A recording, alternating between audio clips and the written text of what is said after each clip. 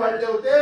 अनेक जे पंतप्रधान आवास योजनेचे जे पैसे आहे ते केंद्राकडे येत होते आणि मोठ्या प्रमाणात या जिल्ह्यातही या महाराष्ट्राने देशाचा आवाज बनवून त्या पार्लमेंटमध्ये काम करतो।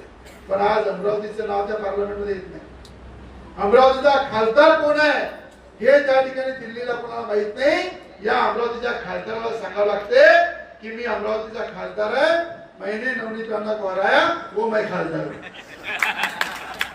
म्हणजे जर खासदाराला ओळख माझी खासदाराची नाव घेऊन द्यावं लागते तर विचार करा की आपण किती मोठं नुकसान या जिल्ह्याचं केलं।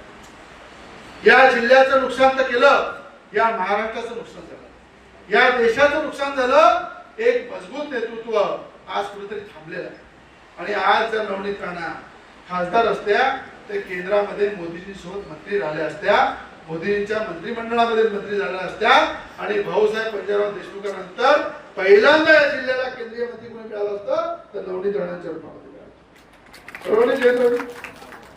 पण हे किती मोठं नुकसान झालं।